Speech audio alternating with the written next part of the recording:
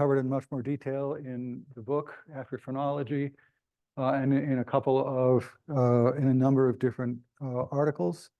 So I'll talk about starburst endocrine cells in a bit.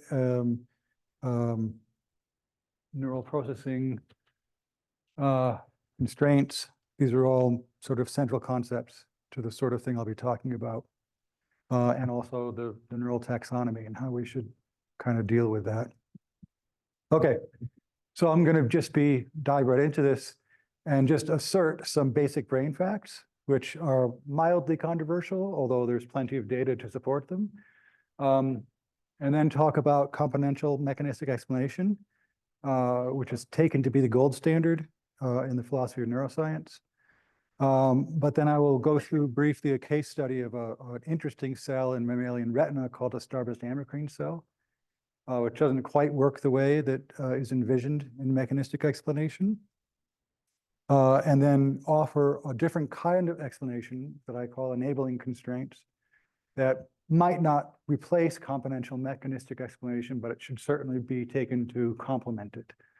And then we'll make some very, very broad points at the very end. So there are two kinds of neuroplasticity. There's Hebbian neuroplasticity. Everyone's familiar with this. The phrase there goes, neurons that fire together, wire together, right? That's low-level changes in the strength of connectivity between individual cells.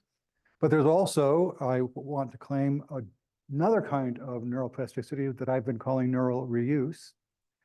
And what neural reuse does is it establishes multiple overlapping coalitions of large-scale brain regions so that your brain and your body can perform different tasks.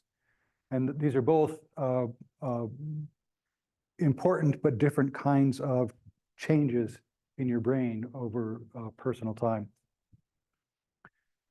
So neural reuse leads to a very specific cognitive architecture in which the mapping between cognitive processes and brain regions is not one-to-one, but many-to-many, right? So every cognitive process requires multiple brain regions, and each brain region is active across multiple cognitive processes. So again, the point being that individual regions of the brain are used and reused in diverse tasks, and then differential function then is the result of dynamically combining these same elements in different coalitions. So let's just talk about why we think this might be true. So this is work that I've done over the past decade, really. So what do you do to figure out whether that's true or not? Well, you start by building or having your students build a large collection. Right now, we've got over 6,000 experiments of brain imaging data. And then you categorize each study into the cognitive process that it was interrogating. And we do this at various kind of levels of grain, right? And then you calculate the diversity of function observed in each part of the brain. Well, the data I'm going to show you, I think, is the one that involves 12 different cognitive categories, and every single voxel in the brain around which we drew a 10-millimeter sphere, and then just counted. Okay. Now, the measure of diversity we borrowed from ecology, so it's Shannon entropy. So typically it's, as I say, used to calculate the species diversity in a particular ecosystem. So many plants and animals from many different species is a high diversity region. So the rainforest, for instance. Most plants and animals in a single or a very few species is very low diversity. So a desert, for instance, right? So we just switched it around and said, well, what if we talked about there being many cognitive functions for many different categories? Well, that's going to be a high diversity region of the brain. And conversely, if there are, in a particular region of the brain, there are cognitive functions from a single or a very few number of categories, that's going to be a low diversity, right? So this is a straightforward analogy here. Now, I wasn't sure what the diversity of this audience would be. So I'm going to give a really brief, because I want you to understand these data. This is going to be well below most of you, but for the few that aren't used to this kind of thing, hopefully this is going to be useful. So I'm just going to show you a histogram in a bit from the data. How do you read a histogram? Well, suppose we were going to measure the heights of everyone in this audience. So the first person that we measure is on the shorter side. So we put that value there. And then we get a person of average height. And as we go, measure each person, and we end up with a distribution of values that we've gathered from just measuring things, okay? So that's all this means.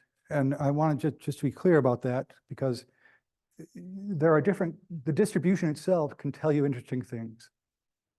Right, so here's a nice Gaussian distribution representing the SAT scores in 2010. Now this is a bit artificial because of course they normalize, so it's always a Gaussian distribution. But nevertheless, right, so that tells you something, right, that we've got, right, sort of the, oops. Well, we'll just go to this one because it's funny. Here's another pretty close to Gaussian distribution, which is this people literally just ask people on the street, how much money do you think is in Brad Pitt's wallet? And they settle in the median on around $500, which I think is ridiculous, because I'm pretty sure Brad Pitt doesn't carry a wallet. He's got people for that. But anyway, if you ask people, this is the way they respond.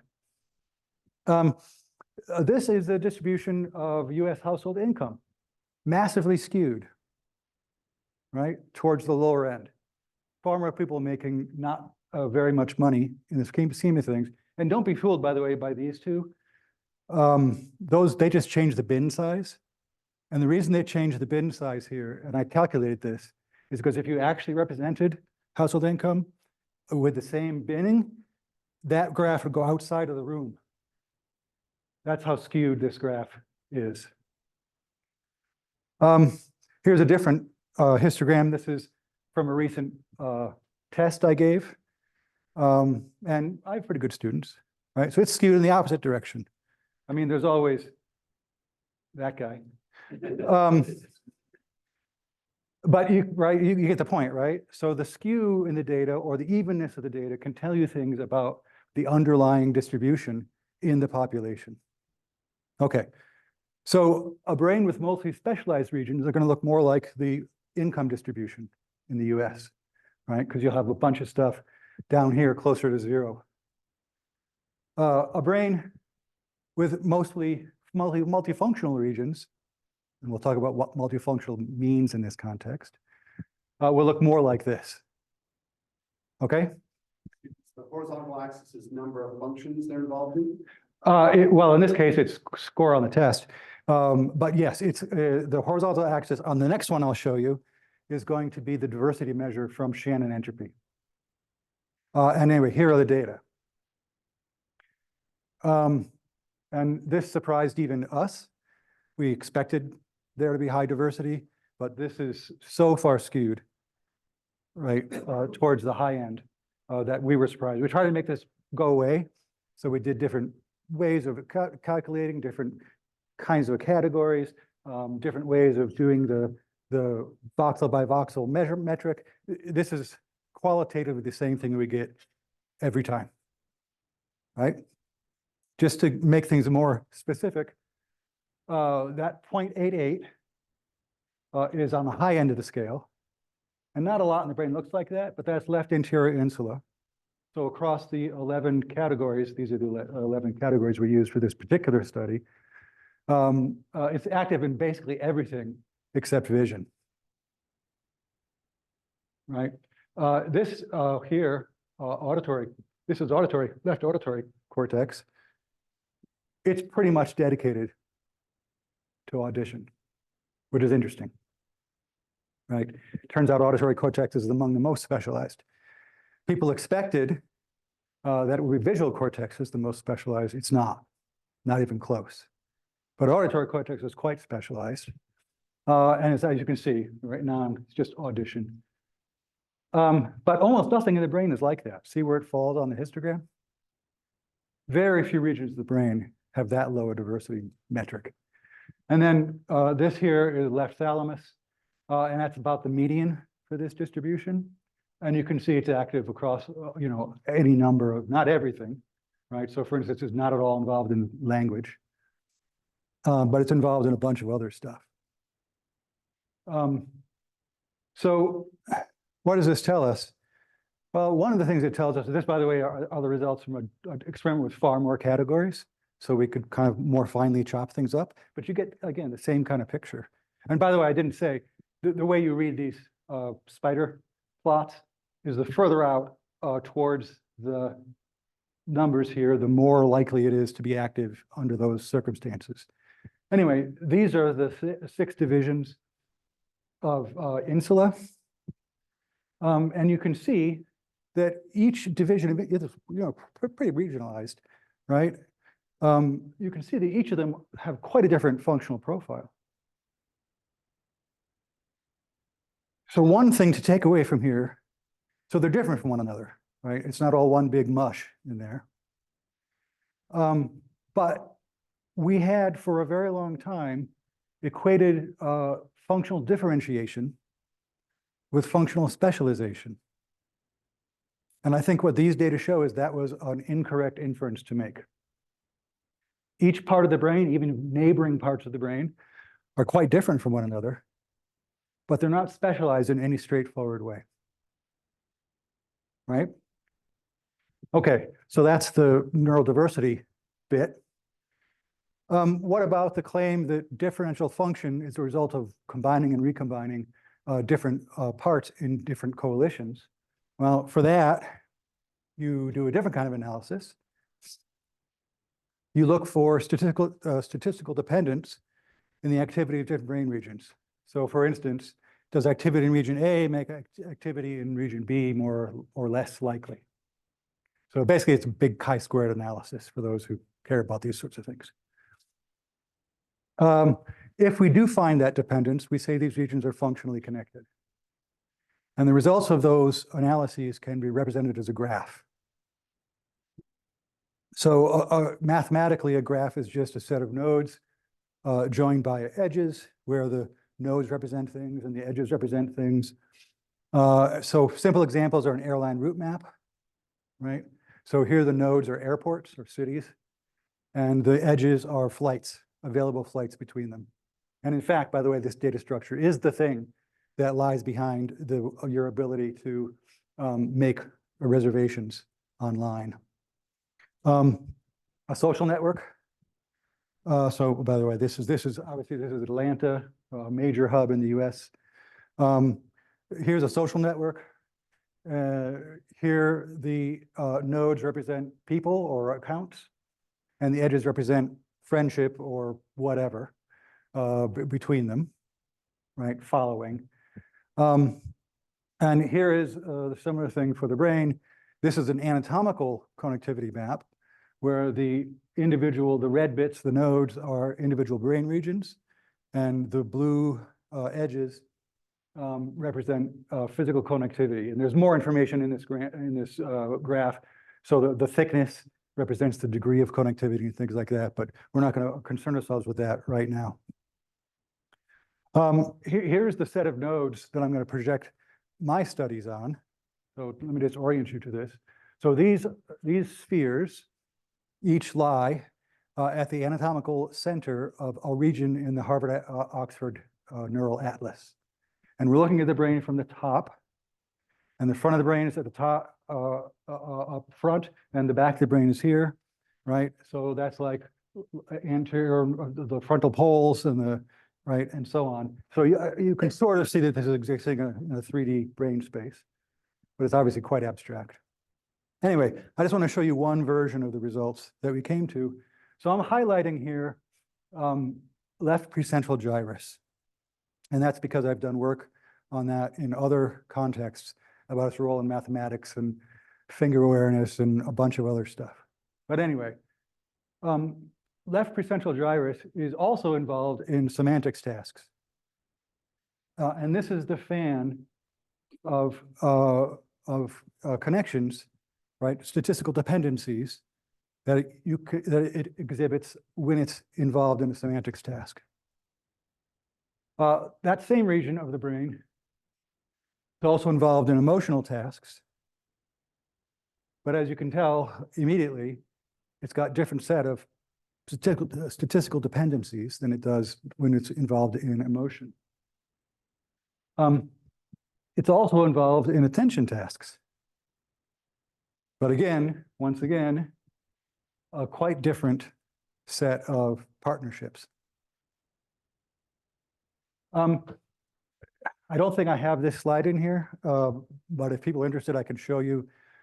You can actually, of course, quantify this, right? How different each of these patterns are. And when you do that, it's quite clear that across a huge range of different cognitive tasks, these patterns don't repeat themselves, right? You get a unique set of patterns for each cognitive function.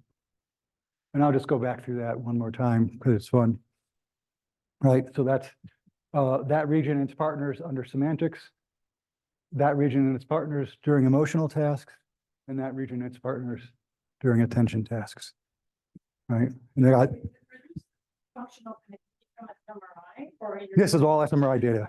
So this is the same 6,000-ish size database that I used to show you the other stuff. Yep. So I don't know if that was an implied criticism. It's true that fMRI is not the most precise measure.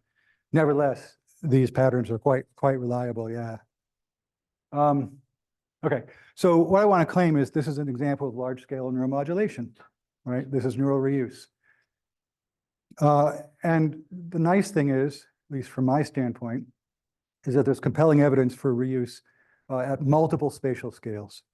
So just as a single example, this is a partial map of the neural network of C. elegans, right? So a very primitive nematode.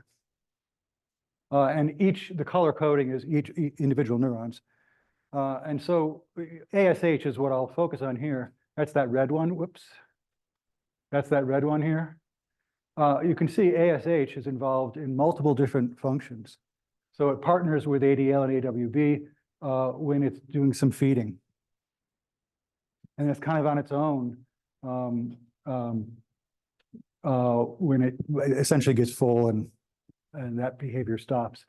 It's one of the important things for these animals is they need oxygen. And so they have an aerotaxis behavior where they seek out oxygen gradients. ASH is also involved in that. They have a social behavior. They aggregate together. And then for whatever reason, they get repulsed by one another, sort of like humans. And you can see ASH is involved in that too, right? So it's involved across a multiple number of behaviors for this animal. And again, that's important because there's some sense in which ASH can only do one thing, right? These are right? It just transmits impulses. But it's playing a role in very different kinds of behaviors, right? I'm going to skip that. So what I want to claim is that there's evidence that individual regions of the brain have multiple high-level uses, that the brain achieves differential function by sticking together the same parts in different configurations, and that there is both significant functional differentiation, but also significant functional integration, right? And those two points have to be taken together. And together, I think they change the way we ought to be studying and looking at brain function. So I think these facts and others that I'll go over as we go put significant pressure on the leading account of explanation in philosophy of neuroscience, which is componential mechanistic explanation. What is that? Well, here's a quote from Carl Craver. Componential, by the way, a former guest of this austere August gathering. A combinational mechanism construes explanation as a matter of decomposing systems into their parts and showing how those parts are organized together in such a way to exhibit the phenomena to be explained. Craver and Bechtel now. So scientists discover lower levels by decomposing the behavior of a mechanism into the behaviors of its component parts, and so on until you hit a bottom. And then you can see how the organization of the whole could lead to the behavior of interest. Yes. Across which things?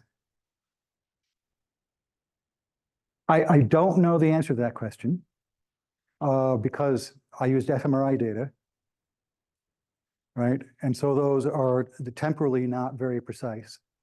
So I just look for dependence between activation. But as far as what the time scale of that activation was, I don't have that information. I do not know. I've been trying to work with EEG to figure out those kind of things, like how does the functional conductivity, as it were, wave move across the brain surface. I have the opposite problem with EEG. It's temporally very reliable, it's spatially not so much. Right? So we're sort of in a bind here. So we'd have to, I think, do some weird combination, and I myself don't have the technology to do it, of EEG, fMRI simultaneously. And then we could look at the development of those connectivity patterns over time. But I don't have those data. Yeah. Maybe with a related question with your fMRI data, because I know usually people use, I guess, task subtraction. Yeah. So then was your data showing after the subtraction had been done? Yes. So it's like in some ways, like a massive underestimate of shared. Yeah. No, I think that's right. And in some ways, that's a strength of these data, right? Because you make the worst case possible, and it still comes out in your favor, and you think, okay, there's something here. Yeah, no, it's clearly right that were we to do, just look at brain activity without the subtraction, there'd be much more dependence than is shown once you subtract things out.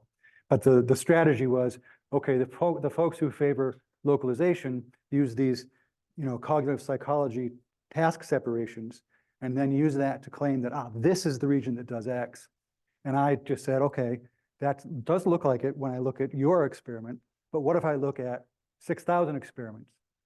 So I'm using your very same data that you're using to make claims about localization and showing that the actual inferences you're making are not supported by your actual data. So that was the rhetorical strategy. So we'll call this decomposition and attribution. We used to call this decomposition and localization. Craver and Bechtel allow for distributed networks, but they're nevertheless trying to find the thing that they want to attribute a particular function to, even if it's distributed. Importantly, for the case I'm going to make in a little bit, on their view, function emerges bottom up from interacting structures, right? You find out the thing that the lowest level thing does, you put them together, and you figure out what change that makes in the function, and then you go to the next level and so on. And that's a super important aspect of their theory. Okay, so these are their words, and I apologize for the philosophy-ness of this, but this is how philosophers talk. So what they say you need to do here is identify the phenomenon of interest psi. Philosophers love Greek letters. Identify the system S, that size. Identify the relevant spatial subparts, this set X, of M, the mechanism, and their relevant properties or behaviors, and then describe how the parts in the set X are organized such that S size. This is their technical definition of mechanistic explanation.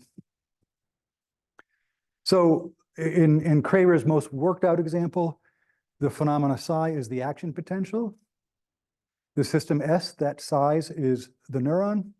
The parts in virtue of which S size include the elements of the cell and the surrounding ionic milieu, positively charged potassium and sodium ions, gated ion-specific membrane channels, the sodium-potassium pump, blah, blah, blah, right? And then you say, okay, so now how are all those things related? So such that the action potential can be produced, right? So I think this is it's a pretty good and clear example of where mechanistic explanation works quite well. Okay, we could re-describe it, I think, in different ways, but it's a good case study. But I think that the ubiquity of neuromodulation puts pressure on this model insofar as it assumes that you'll always have identifiable subsystems with fixed behaviors or clear functional simple attributions. So going back to some graphs I've showed you before, you say, what's the behavior of left dorsal anterior insula? I mean, that's left dorsal anterior insula. What does it do?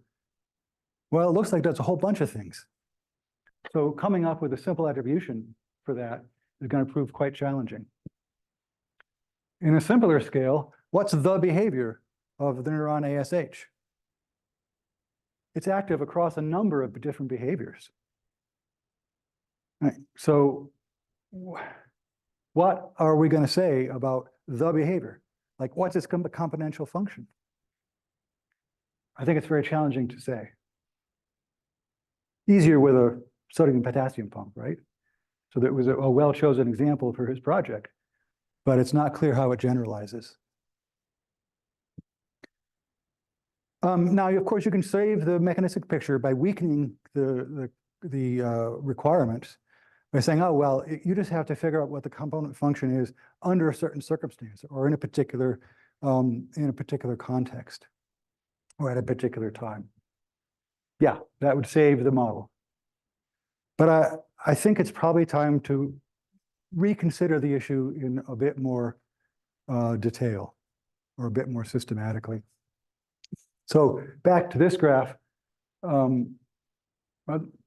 Yeah, I don't think I showed you this. In any case, let's just take a look at the dorsal. This, by the way, there's spider plots for networks. So networks were the next level of things that were supposed to be specialized. And I'm just going to assume they are, right? But if they are specialized, it's a mystery as to how that's possible. So here's dorsal attention network. Let's suppose it's specialized for attention. It has almost no attention specific parts, right? Its nodes are active across a massive number of different kinds of functions. So if it is specialized for attention, that network, we have to ask the question of how it got that way. And it's not clear that mechanistic explanation is going to get you there.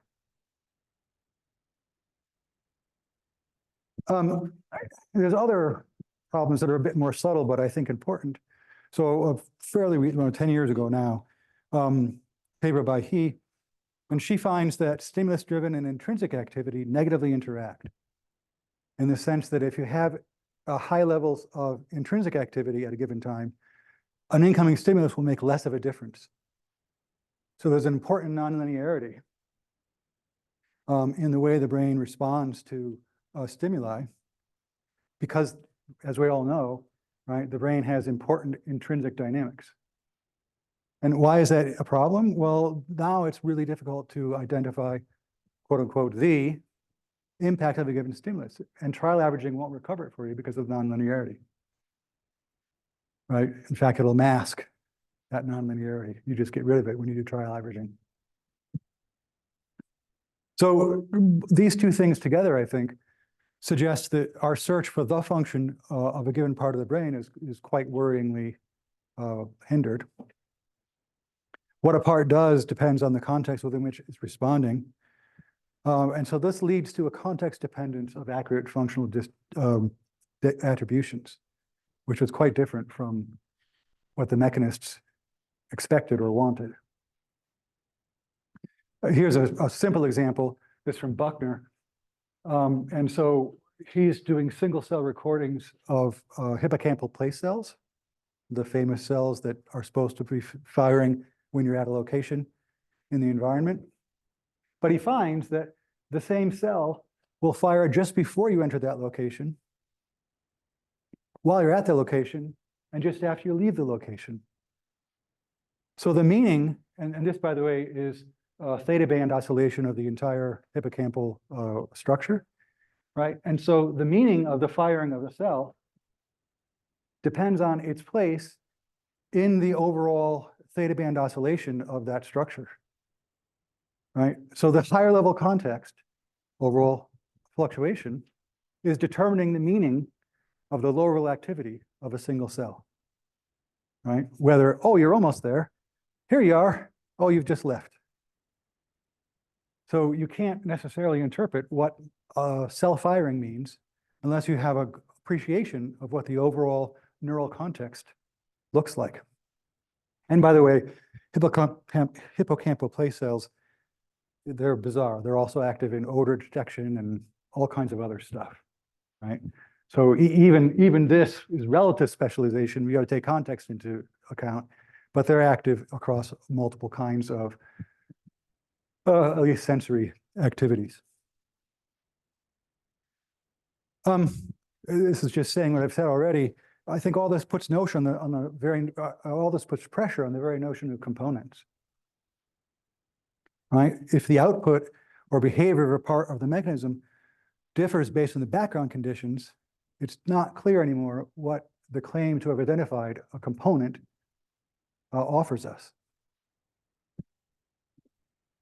And this raises the possibility that there may be a violation of the bottom-up assumption that's baked into mechanistic explanation, where one identifies the behaviors based on lower level parts and then shows how they interact to give rise to the higher level phenomenon of interest. And so let me go over one example of that in just not too much detail, but a little bit of detail, which is the Starbuss-Amacrine cell. So Starbuss-Amacrine cells are an important part of mammalian retina, and they're involved in motion perception. They look like this, so you can see where they got their name, right? And they're kind of an interesting cell in and of themselves. They don't have an axon. All those things are dendrites. And in this particular cell, those dendrites both take input and also provide output. So it's an anatomically interesting cell. Anyway, they live, and so what's important about these cells for their function in the animal is that each dendrite responds selectively to motion of light across the retina in a particular direction, right? So they're responding to centripetal motion in the, essentially according to the orientation of the cell in the retina. Importantly, they live in a network, a really dense network like this, right? So it's not like they're individually, they're all over the place in a dense network in the retina. Why is that important? Well, because when you actually look at what creates the direction selectivity of each dendrite, it comes from the structure of the network, the way that those cells overlap with one another. So what ends up happening, I won't need to go over this in much detail, but you get inhibitory activity at the first half of, right? So the cell above it is inhibiting the cell it overlaps. And then you get excitatory activity once you're at the other side of the cell body. And that's created by the overlap between these cells, right? It would be natural to explain direction selectivity in terms of intrinsic low-level properties of dendrites. That would be the first place you'd look. Like what it is about these dendrites that respond selectively to light going in that direction. But this appears to be a case where instead of being able to explain this phenomenon in terms of the parts and pieces of the dendrites, you have to explain it in terms of the structure of the network and the mutually inhibitory and excitatory connections that they create between them, given that their spatial organization. So this looks like exactly the opposite of what the mechanists talk about, because it looks like the explanation for a particular outcome is both extrinsic to the parts and is best explained at a higher level. So it's not a bottom-up explanation.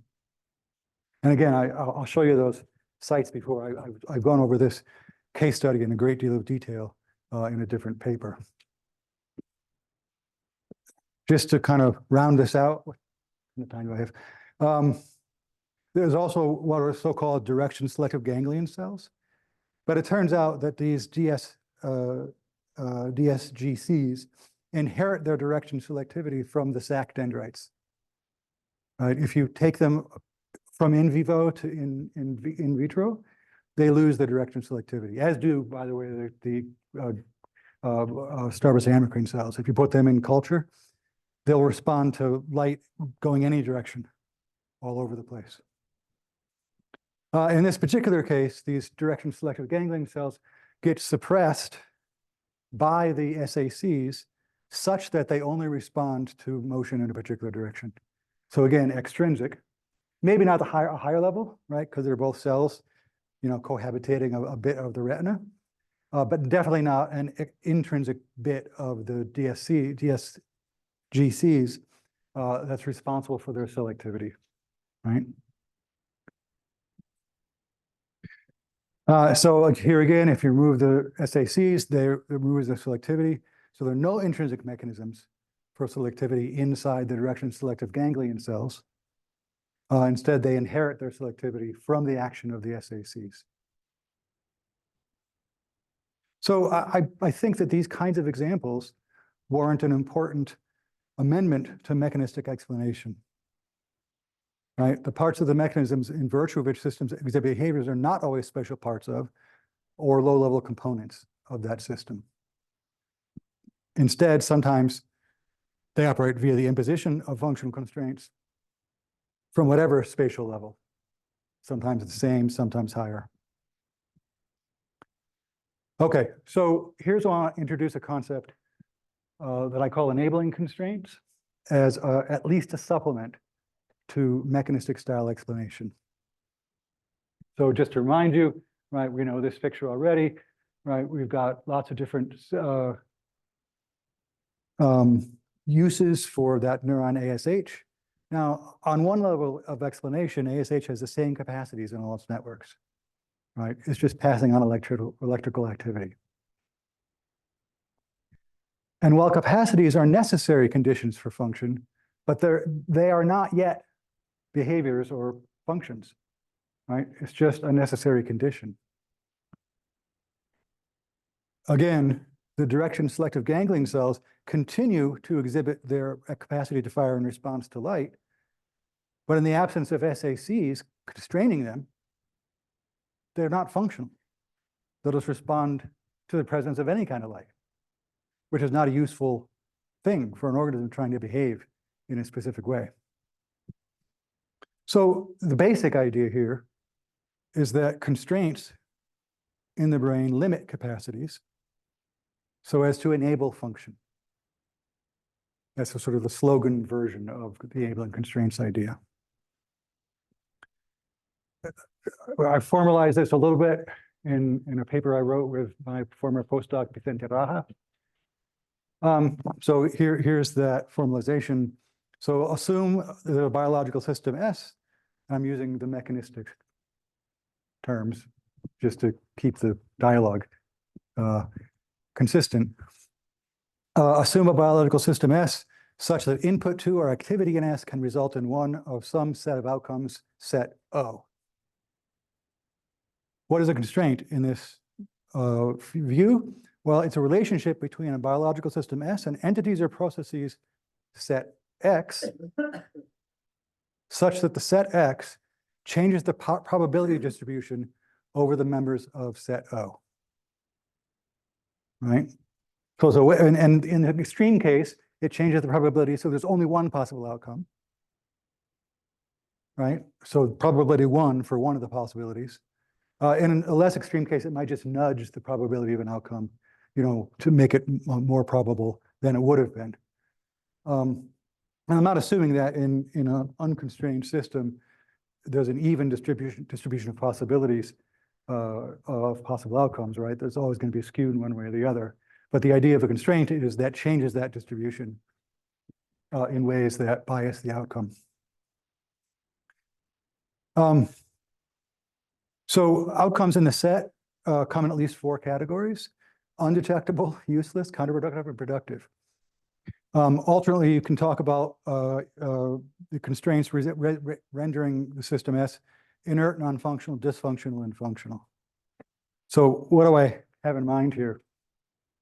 So general anesthesia renders the system inert, which is a good thing if you want surgery. A parking boot doesn't render a car inert. You can go in, you turn the engine on, you can turn the heater on, but it's useless. Can't drive it anymore. It can't serve its function.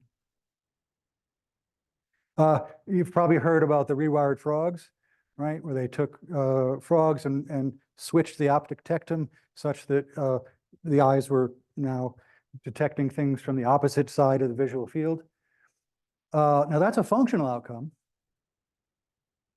in the sense that they still exhibit behaviors, but it's dysfunctional in the sense that what they will do, if they see a fly in this part of the visual field, they'll turn this way and snap at it. It's a good way to get frogs to starve, right? So it does a thing still. It's not inert. It's certainly not useless. It's just really dysfunctional. And then, of course, there's the functional system, which is the normally wired frog, which when it sees a small buzzing object in this part of the visual field, will turn this way and snap at it. And, you know, if it's lucky, actually grab the little fly and eat it. Right? So,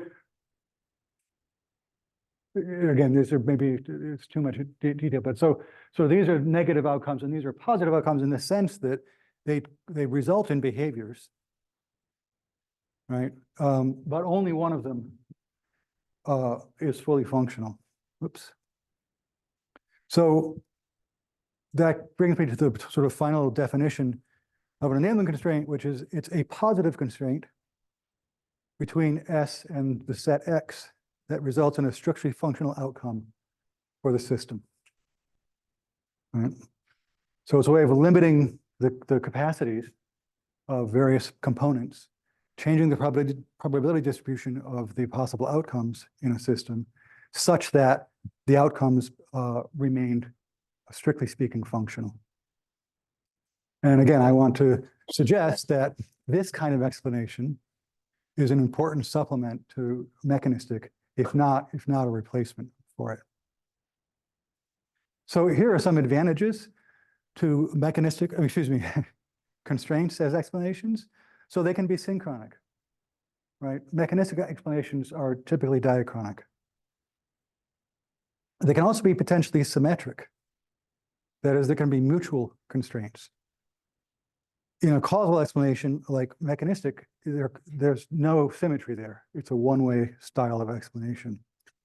And I think we all have to admit, especially, you know, if we get, you know, at levels of organization above the, you know, neural systems, that there are important instances where there are mutual constraints, right, that exist between persons or organizational bodies like governments, right? And so the idea that you can expand, and this, by the way, is one of the reasons I've been working on this, and I think it's attractive, is because it can accommodate all kinds of multi-level explanations, right? And maybe even we can see a style of explanation that applies at multiple levels, all the way from cell-cell interactions, possibly even gene-gene interactions, all the way up to social phenomena. And we can have a kind of unification in style of explanation across these various levels, maybe. It also, back to the brain now, might explain how it is that specific networks can get formed from functionally non-specific parts, right? The idea here, as it'll be obvious by now, right, that there are mutual constraints between these parts that, as it were, select particular capacities of the non-selective parts, thereby constraining them to all do the thing that it is the network has been trained up to do. Right? So there may be, and there's no empirical evidence for this. This is a theoretical construct that I hope to find evidence for as I continue my career. But the idea here is that the interaction between different parts of a network may be of a sort that selectively inhibits and enhances some subset of existing capacities, and that would lead to networks with specific functions. Okay, yeah, I've got like 2 minutes. Yeah, I think I only need 2 more minutes, so that's fine. And then we're back on time, roughly, for the next. And now this is really high level stuff, and this is where I'll finish. So where this is all leading is to what I hope is going to turn out to be a really useful term for the neurosciences, which is of a synergy. And what's a synergy? Well, a synergy is a functional grouping of individual elements, could be neurons, could be muscles, could be limbs, could be individuals, that are temporarily constrained to act as a single coherent unit. The most famous examples of this, I'll get to that in a sec. The most famous example of this comes from Bernstein, who was a Soviet psychologist, studied motion. And he discovered, fascinatingly, he was studying blacksmiths, right? So blacksmiths hammering. And what he discovered was that the precision of the hammer strike considerably exceeded the precision of the limb and joint angles during that motion. Right? So you'd expect that the precision would depend on repeated precision in all the different parts of the, right, involved in the shoulder and the elbow and the wrist. That's not what he found. What he found instead is that each of these various degrees of freedom would compensate for the other ones when they went out of whack. No pun intended. That's a synergy, right? It's a group of elements that constrain one another so as to precisely execute a particular task. And again, the most famous example of this is in blacksmithing. But people like Louis Kelso and others have studied other kinds of, frankly, it's mostly motion experiments, because that's where the field started. But you can easily imagine applying this to lots of other kinds of elements. Like, how does, this is an obsession of my former postdoc Vicente, how is it that the members of a football team constrain each other's movements around that field, right? Really good teams are probably approaching synergies, right? Because when you move this way, that means this guy's got to go that way, and so on and so forth, right? And you can think of other potential examples. And there are now metrics for figuring this out. So this is a completely studyable question. So I just sort of said this, a reduction in the overall variability in the parameters defining an evolving system is a sign of the dynamic construction of a synergy. Here's a really proof of concept study, also from He, a different one. So this is just, the red is off task and the blue is on task. So it's fMRI again. But what she did was she projected it into a variability space. And you can see that off task, the neurons that she was measuring are all over the place in that state space. As soon as that brain is on task, the blue, they all converge to the middle of that, right? So you have sort of massive reduction in variability in neural activity. That looks like a synergy. So, final summary. Many explanations in neuroscience attempt to identify components and their function. While that's clearly applicable in some cases, I think the overall adequacy or generalizability of that is questionable. Because we have the reuse of local regions in multiple situations, we got dynamic neuromodulation, we've got interlevel interactions, we've got context-dependent functional attribution, we've got nonlinear interactions between evoked and non-intrinsic activity. And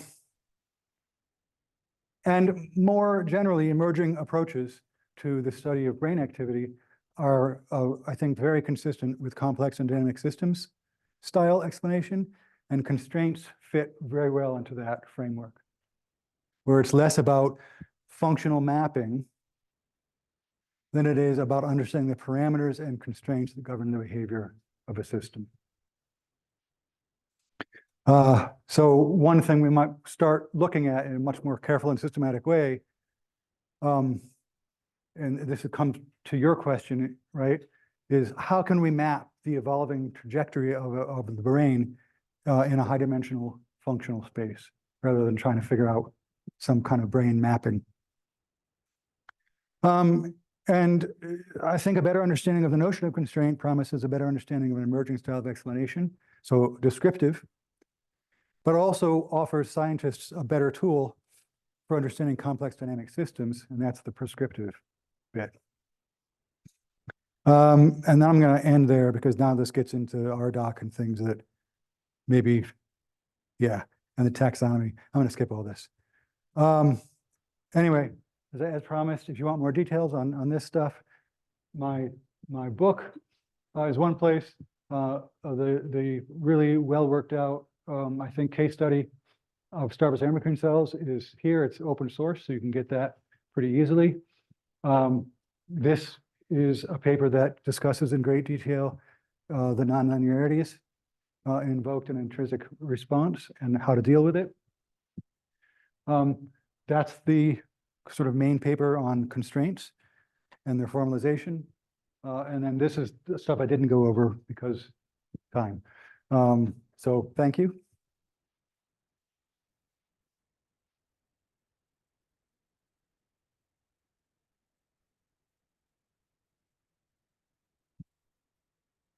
I've talked you into silence. So someone's pathway theory goes through the purpose below. So this is a really interesting question that I'm working on right now. Yes, normally, yes, of course. That's exactly the interesting question, right?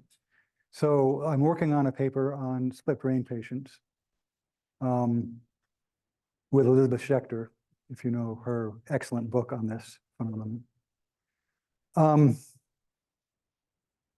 Here's my take on it, and I haven't worked it out, so I don't know if I'll end up here or not. Normally, clearly, a lot of information, what you want to call it that, certainly a lot of activity travels across the corpus callosum.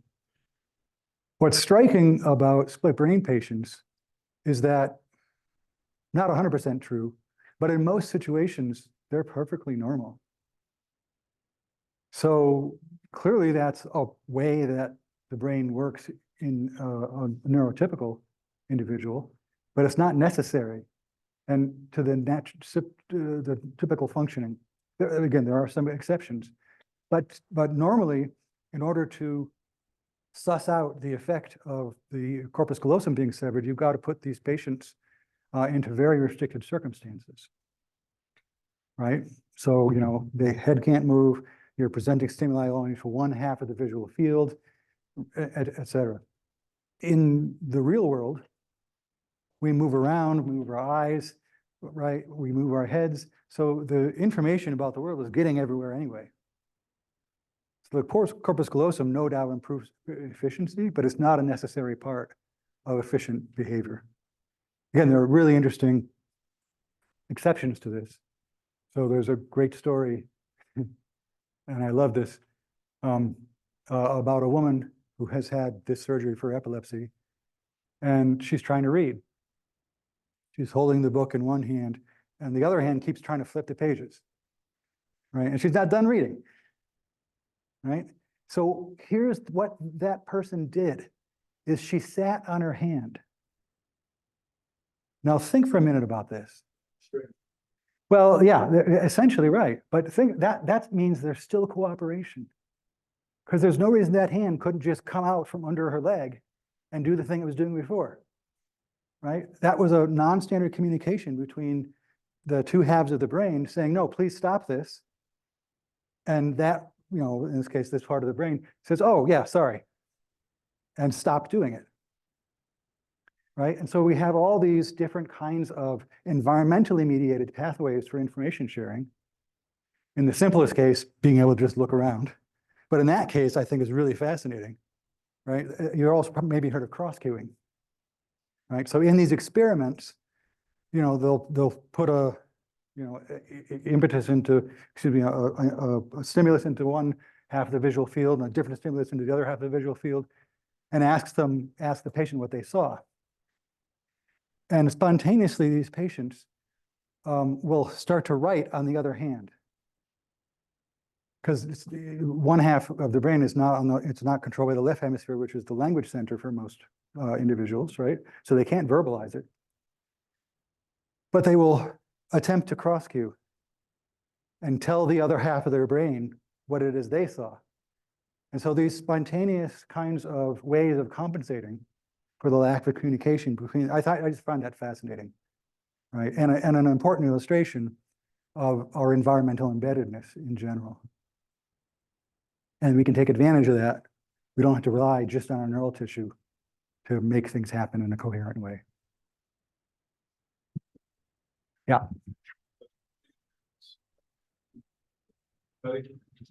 How big were they relative to cost? Pretty big. So those were what I showed you was just a convenient way to display the graph. But those are the anatomical center of the Harvard-Oxford Atlas, which is, does somebody know off the hand? I think it's like 188 brain regions.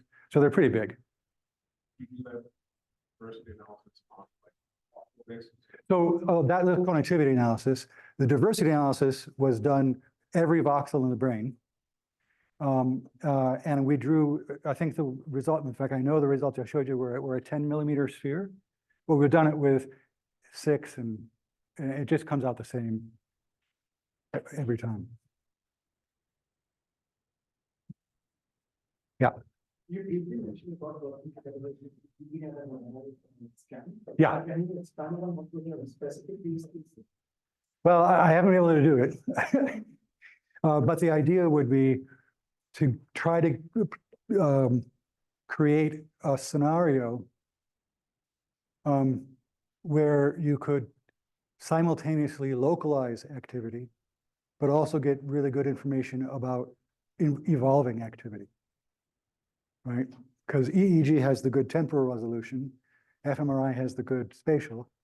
So we don't know yet how to do that particular thing. They use this all the time, not where I work, but that's the basic idea. It might be that something like FNIRS is going to be a better way to do it.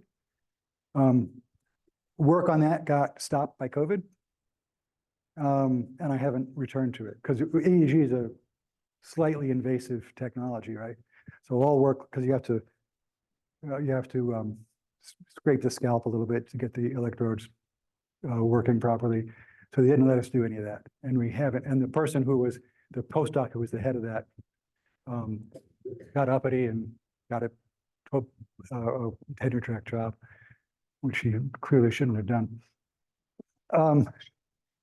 But no, so he moved on, and so I haven't found a replacement for him, and that project hasn't been started again. But that would be the idea. It's to, just like I said at the very end of this talk, can we start actually looking at finding and quantifying the evolving activity in a high-dimensional functional space? Yeah. By taking the local frequency about the influence or relation between particles. So where people do things like Granger causality analysis with EEG, there's controversy about how useful that is. But yes, that you can do for sure.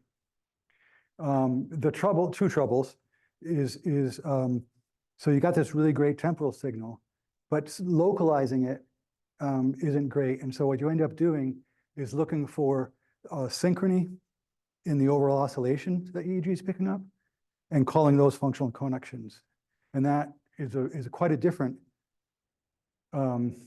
way of finding functional connections than what we do with fMRI, which is essentially chi-squared statistical dependence, right? Is looking for similar, and then you could have different, you could say, oh, well, we went through a gamma rhythm here, and then, oh, then there was another gamma rhythm in a different part of the brain that followed it by a second, and you say, I'll bet one caused the other. Don't know. Yeah.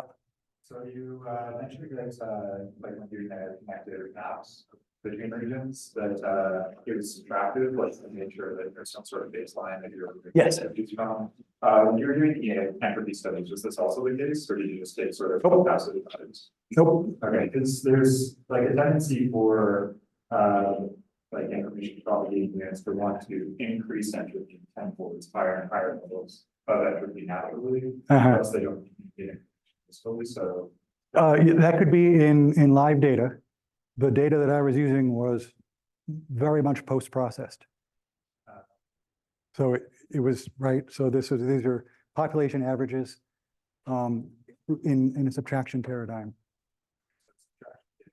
Oh, yeah. In both of those data, it was the same data set. I just did two different analyses on it. Yeah, so these are all meant to be studies that showed specifically where particular processing took place, right? By subtracting away commonalities, right? You know how this works. So there are certainly limitations to that approach for what I did. And I would love to be able to do measures of, as you say, things like propagation of activity and increases or decreases in entropy. That thing I showed you a bit about, oh no, we're too far away from it.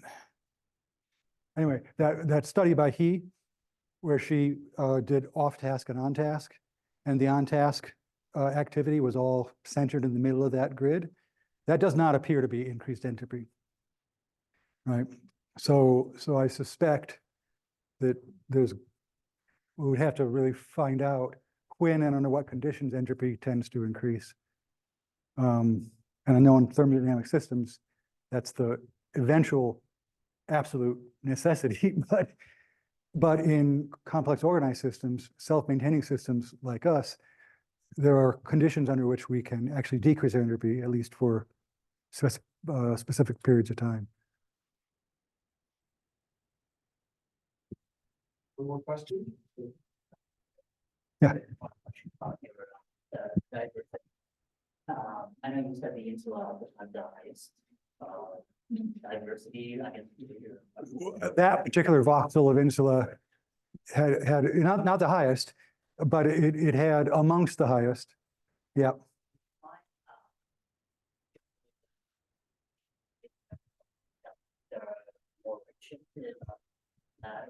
No, it wasn't that kind of pattern. It's and this gets into the weeds a little bit. So in fact, on average, frontal regions of the brain had less diversity than occipital regions, which is surprising, right? Because we really tend to think of occipital cortex as being highly specialized for vision, but it turns out that it's not. So one thing I speculated in print, which maybe was a mistake, is that when we look at both development and evolution, things that develop sooner will be more diverse because there's more structure there to be taken advantage of. And similarly, evolutionarily, structures that are older evolutionarily will have had more opportunity to be incorporated into different kinds of diverse networks. And so in fact, the frontal regions are less diverse than occipital ones.